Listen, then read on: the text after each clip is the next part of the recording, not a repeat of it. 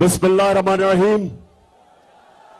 इय्याका नअबुदु व इय्याका नस्तईन। अच्छा स्वामी, पहले मुझे हाथ खड़ा करके आपने बताना है किधर तक मेरी आवाज जा रही है, किधर तक आवाज जा रही है। पीछे आवाज जा रही है, पीछे।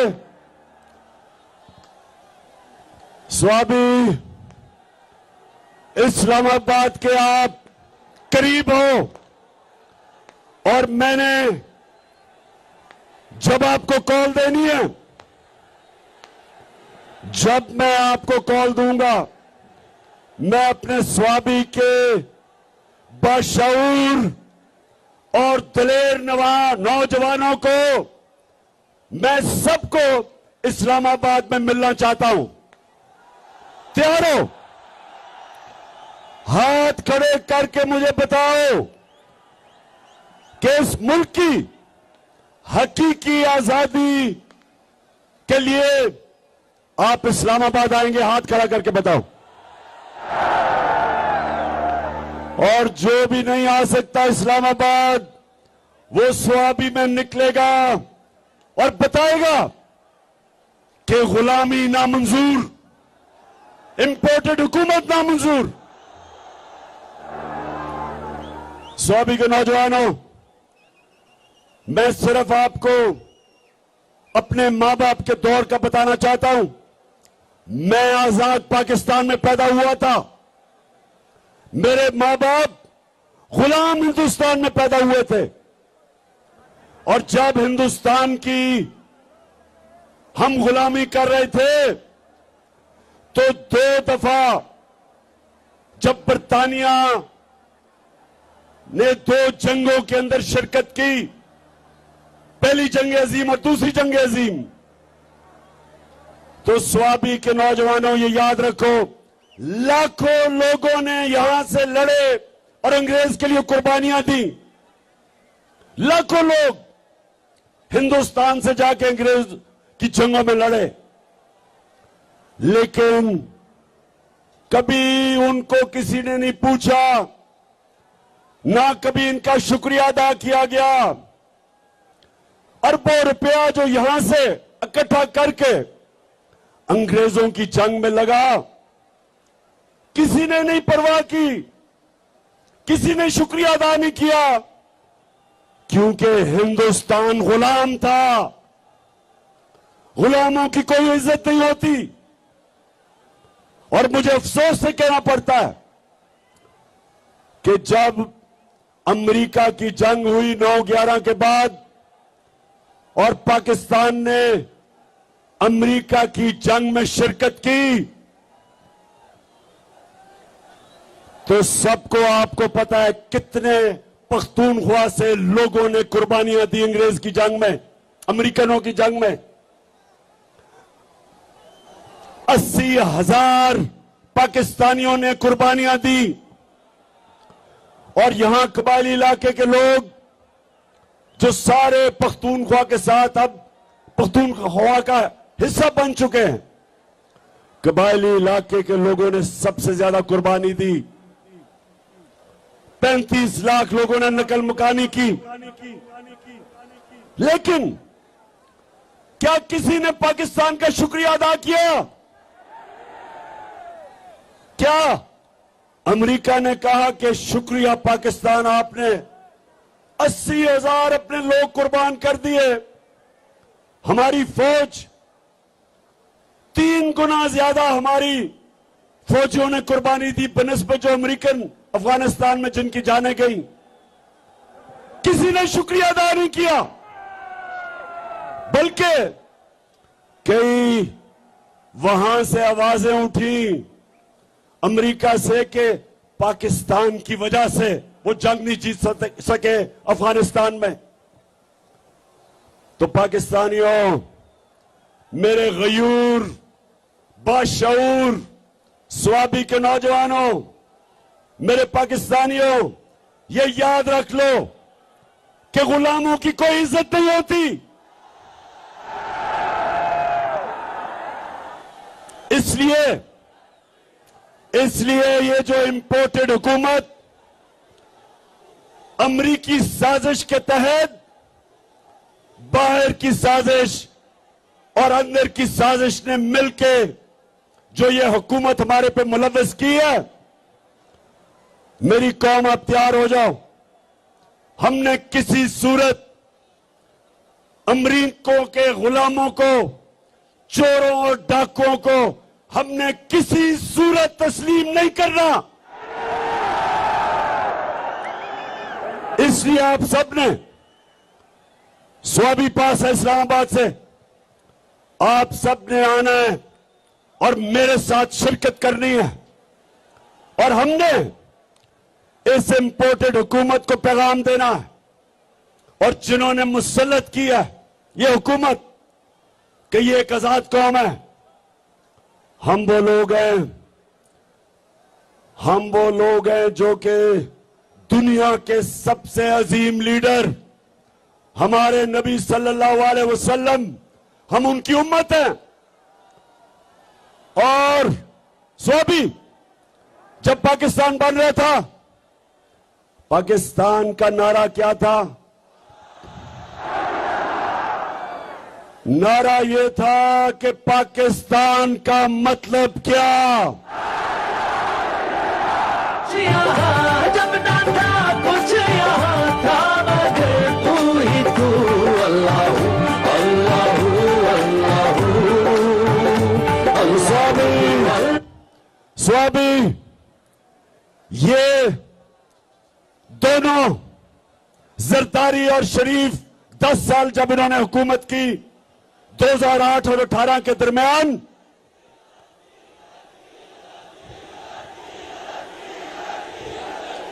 और ठीक कह रहे हो, शुक्रिया याद कराने का, डीजल इनके साथ फिट हुआ था।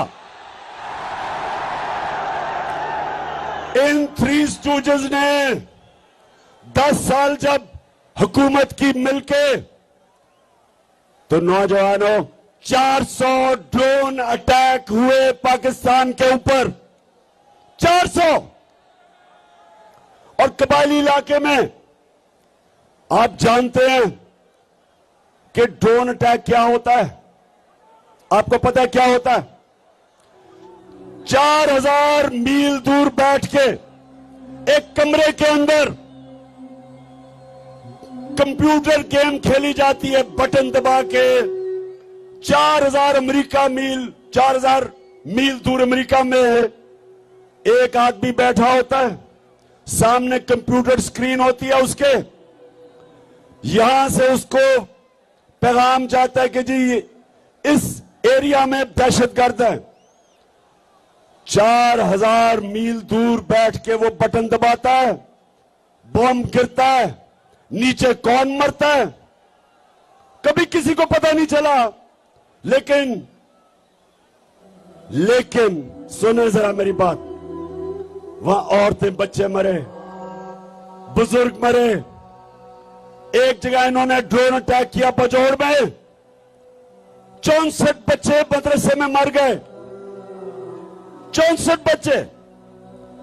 एक जगह वजीरिस्तान में ड्रोन अटैक होता है, 7 लोग मर जाते हैं। जो जख्मी होते हैं उनकी चीखों की आवाजें, लोग आते हैं उनको बचाने के लिए। दूसरा ड्रोन अटैक होता है, 7 और लोग मर जाते हैं। सुबह तक लोग डरते हैं जाते हुए करीब, जो जख्मी हैं उनकी आवाजें आ रही होती हैं। सुबह को लोग बचाने जाते हैं, फिर ड्रोन अटैक होता है, 7 और मर जाते हैं, 21 लोग मरते हैं। शादियों पे ड्रोन अटैक, जनाजों पे ड्रोन अटैक। और आप जानते हैं कि एक दफा ना जरदारी के मुंह से एक आवाज निकली, और ये गीदड़ नवाज शरीफ के मुंह से एक दफा अमरीकनों को उसने कहा, इन्हें में इतनी जरूरत नहीं थी कि अमरीकनों को कहते कि ये सारे इंसानी हुकूक के खिलाफ है। दुनिया का कोई कानून इजाजत नहीं देता कि आप फैसला करें मुजरिम कौन है और आप ही उसको कत्ल कर दें। जज, जूरी, एक्सिक्यूशनर, दुनिया का कोई कानून इजाजत नहीं देता, लेकिन इस मुल्क पे जिनके लिए हम जंग लड़ रहे थे, 400 ड्रोन अटैक हुए, एक दफा इन दोनों ने जुर्रत नहीं की अमेरिका को कहने के लिए कि क्या आप अपने मुल्क में दहशतगर्द के ऊपर ड्रोन अटैक करेंगे। जुर्रत ही इनमें क्या? इनमें यह जुर्रत थी बरतानिया को कहने के लिए कि लंदन में हमारा बड़ा दहशतगर्द जिसने हजारों लोगों को कत्ल करवाया, क्या हमें इजाजत देंगे ड्रोन अटैक करके उसको मारे? तो अगर अपने मुल्क में आप हमें कहते हैं कि अदालत में जाके साबित करो वो दहशतगर्द है, तो हमारे मुल्क में आपने कैसे आपने 400 ड्रोन अटैक किए, बेकसूर लोगों को मारा, औरतें बच्चों को मारा,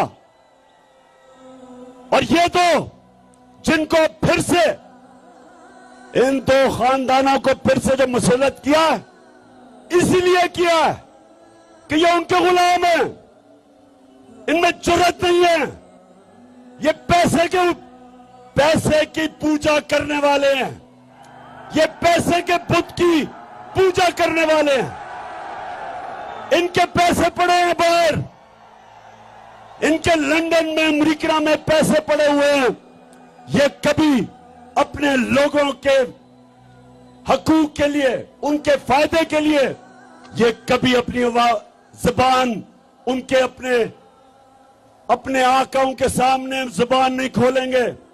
इसलिए इनको लेके आए हैं, इसलिए इनको पाकिस्तान पर मुसल्लत किया, क्योंकि इनको पता था कि इमरान खान ना इनको बेच देगा, ना यहां से उनकी किसी जंग में शिरकत करेगा, ना वो अपने मुल्क के मफादात को उनके लिए कुर्बान करेगा, अपने लोगों के फैसले करेगा, क्योंकि इमरान खान का जीना मरना पाकिस्तान में है। इसलिए नौजवानों ये साजिश की गई और इसलिए आपने इस्लामाबाद पहुंचना है। और मैं मगरिब हो रही है, यहीं आपने नमाज पढ़नी है, लेकिन मैं जल्दी जल्दी बात करता हूं। दूसरी बात नौजवानों, दूसरी बात, ये जो लोगों को ऊपर आपके मुसल्लत किया, ये 30 साल से ये दो खानदान, भुट्टो और शरीफों के खानदान 30 साल से इस मुल्क के ऊपर हुक्मरानी कर रहे हैं। इनकी वजह से आज शहबाज शरीफ कहते हैं जी हम तो बेकारी हैं, इसलिए गुलाम हैं। और इनका एक और वजीर कहता है हम तो वेंटिलेटर पे हैं, हम तो अमेरिका की गुलामी करने पे मजबूर हैं। मेरे पाकिस्तानियों, ये आपके सामने ये वो लोग हैं जो दो बुतों की पूजा करते हैं, एक है बुत पैसे का और दूसरा बुत खौफ का। और यही मेरे नबी सल्लल्लाहु अलैहि वसल्लम ने मदीना में आके इन्हीं बुतों को तोड़ा था, खौफ के बुत को तोड़ा था, आजाद किया था। ला इलाहा इल्लल्लाह का मतलब हमें सिखाया था कि हम सिवाय अल्लाह के किसी के सामने नहीं झुकते।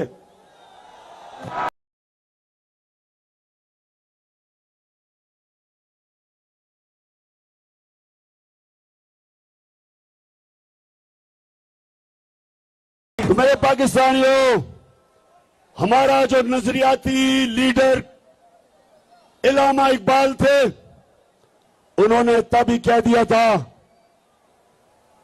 कि हमने इकबाल का शाहीन बनना है, हमने वो लोग बनने हैं जिन्होंने दुनिया की इमामत करनी है।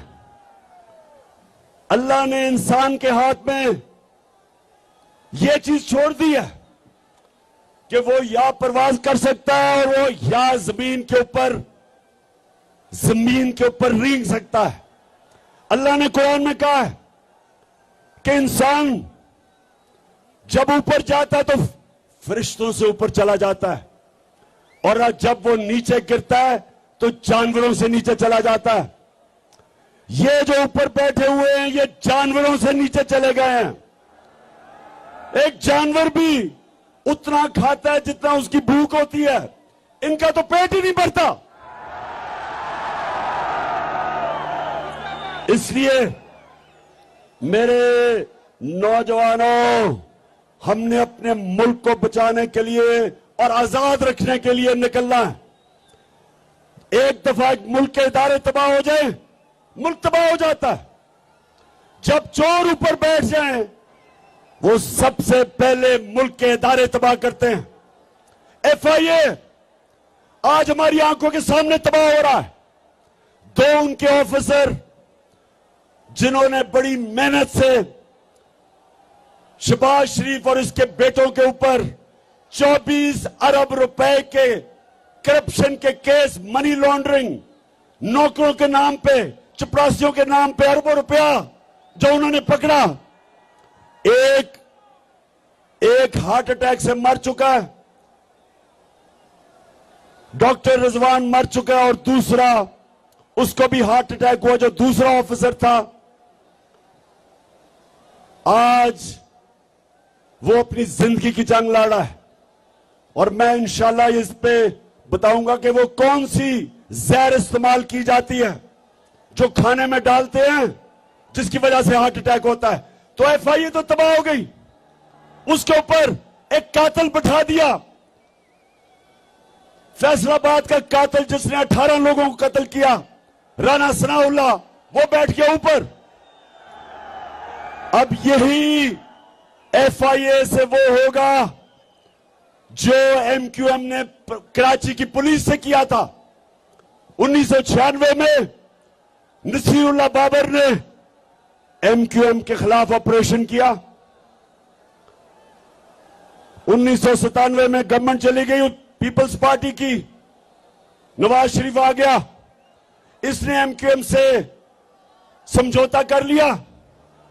MQM ने चुन चुन के एक एक पुलिस वाले को कत्ल किया जो ऑपरेशन में शामिल था। और आज तक मेरे पाकिस्तानियों, आज तक कराची पुलिस अपने पैर पे नहीं खड़ी हुई, रेंजर बुलाने पड़े हैं। पुलिस खत्म होगी उसके बाद। इसी तरह इदारे खत्म होते हैं जब मुजरिमों को ऊपर बिठाते हैं। और इसलिए मेरे पाकिस्तानियों, हमने इनका मुकाबला करना है, अपने मुल्क को बचाना इन चोरों से, अमेरिकनों के गुलामों से। और आपने सबने मेरे साथ निकलना है। फिर से हाथ खड़ा करके बताओ, हम निकलोगे?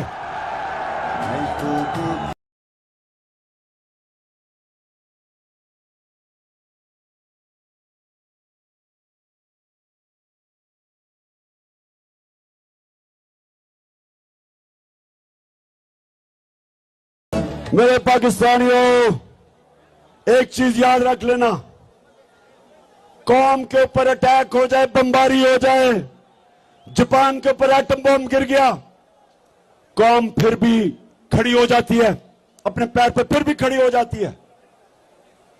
अफगानिस्तान में कितनी 40 साल से इंतशार है, फिर भी वो कौम तकड़ी है। लेकिन एक चीज याद रखें, जब एक कौम की आप इखलाकियात खत्म करते हैं, कौम मर जाती है। जब एक कौम अच्छे और बुरे की तमीज खत्म करती है, कौम मर जाती है। कौम पहले इखलाकी तौर पर मरती है, फिर माशी तौर पर मरती है। तो जो ये लोग 60% कैबिनेट जमानत के ऊपर है, पाकिस्तान का ये जो क्राइम मिनिस्टर है, प्राइम मिनिस्टर नहीं, क्राइम मिनिस्टर है,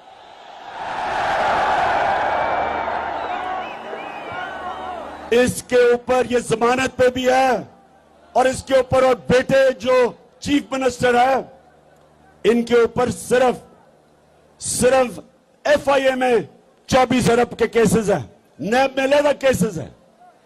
जो इसका भाई लंदन में बैठ के पाकिस्तान के फैसले कर रहा है, वो सजा याफ्ता है, मफरूर है, डाकू है, चोर है, झूठा है। उसकी बेटी जो तकरीरें करती फिर रही है और इसके पीछे रेंजर और इतना प्रोटोकॉल मिल रहा है, वो सजा याफ्ता है, जमानत पे है। तो जिस मुल्क में इस तरह के लोगों को बड़े बड़े ओहदों पे बिठा दिया जाए, उस मुल्क की अखलाकियात तबाह हो जाती है। कौन मेहनत करेगा? क्यों नौजवान 14 साल पढ़ाई करे, मेहनत सुबह से लेकर शाम तक मेहनत करे, जब चोरी में और करप्शन में पैसा बन जाता है, इससे कौमें तबाह होती हैं। चाइना जब उठा और आज दुनिया में सबसे तेजी से तरक्की कर रहा है, 450 वजीरों को उसने करप्शन में पकड़ा। पिछले 7 सालों में 450 वजीरों को करप्शन में पकड़ा। कोई कौम तरक्की नहीं कर सकती जब तक उसकी अखलाकियात ऊपर ना हो। इसलिए हमारे नबी सल्लल्लाहु अलैहि वसल्लम ने मदीना में अमर बिल मारूफ, उन्होंने अपनी कौम को कहा कि तुम हक और सच के साथ खड़े हो, तुम अच्छाई के साथ खड़े हो और बुराई और बातिल के खिलाफ जंग लड़ो। ये हुक्म है अल्लाह का, ये कुरान में है, अमर बिल मारूफ। इसके ऊपर एक माशरा खड़ा होता है। तो जब माशरे के बड़े बड़े ओहदे उसके बड़े बड़े मुल्क के मुजरिम ले, वो माशरे का कोई मुस्तकबिल नहीं है।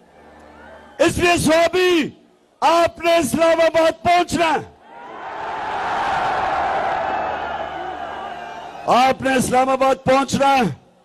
ना आपने गर्मी देखनी है, ना आपने देखना है कि जनाब बारिश नहीं हुई, कोई फिक्र ना करें। हम दुनिया के सबसे अजीम लीडर मोहम्मद सल्लल्लाहु अलैहि वसल्लम के उम्मती हैं। हमें कोई खौफ नहीं है। अल्लाह कुरान में कहता है, जो लोग मान ले अल्लाह उनके खौफ दूर कर देता है। हमारे में कोई खौफ नहीं है।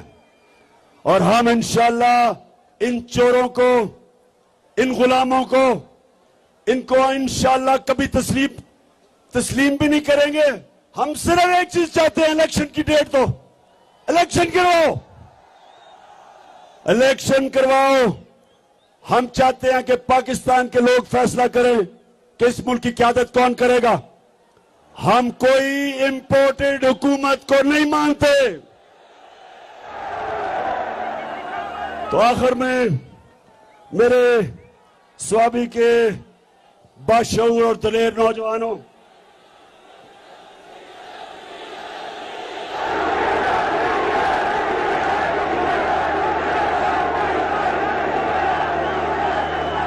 डीजल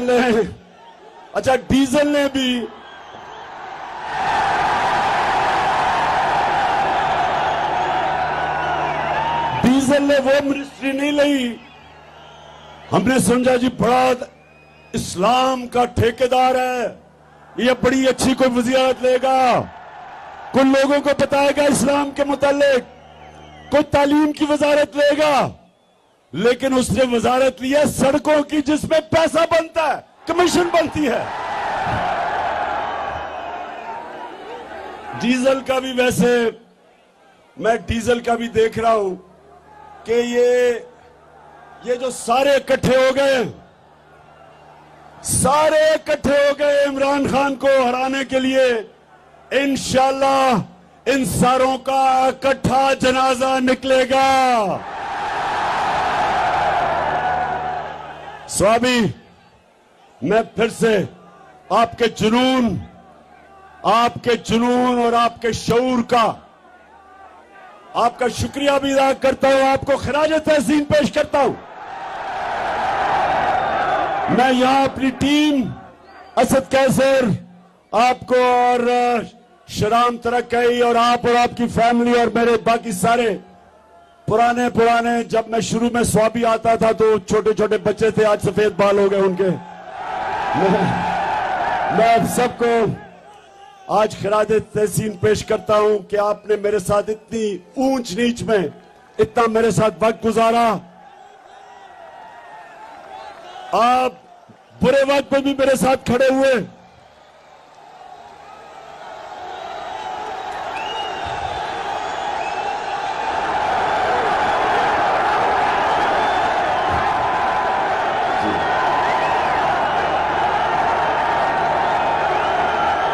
और एक और चीज मैं ये जरूर कहूंगा कि मैं आज सारे पाकिस्तान के सामने ये कह रहा हूं कि वैसे पख्तूनख्वा को मैं खास खिराज तहसीन इसलिए पेश करता हूं,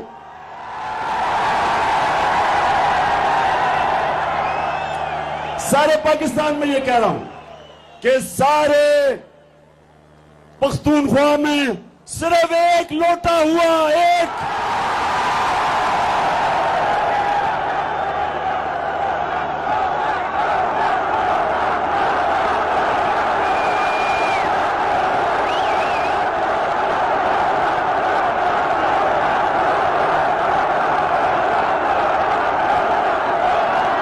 बड़ी बात है। इसका मतलब कि यहां वफादारी भी ज्यादा है, यहां ईमान भी ज्यादा है, या माशाल्लाह आपकी अखलाकियात भी ज्यादा है। हालांकि कल फैसलाबाद के लोगों को मैंने कहा, वैसे जिस तरह फैसलाबाद में कल लोग निकले हैं, मैंने कभी अपनी जिंदगी में इस तरह की जोश और जज्बा फैसलाबाद में नहीं देखा। लेकिन मैंने एक गिला किया फैसलाबाद से, मैंने एक गिला किया, मैंने कहा फैसलाबाद सबसे ज्यादा लोटे फैसलाबाद से निकले थे। और उन्होंने मेरे से वादा किया कि एक भी लोटा अगला इलेक्शन फैसलाबाद से नहीं जीतेगा इंशाल्लाह।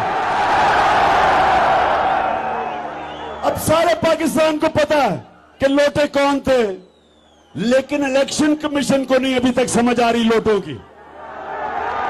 इलेक्शन कमीशन सारी दुनिया के सामने वो लोटे हुए हैं, लेकिन इलेक्शन कमीशन नुक्ते ढूंढ रहा है किसी तरह उनको बचाने के लिए। अगर आपसे बच भी गए, पाकिस्तान की आवाम से ये नहीं बचेंगे इंशाल्लाह। पाकिस्तान है ये, मेरा पाकिस्तान है, तेरा पाकिस्तान है ये, मेरा पाकिस्तान है।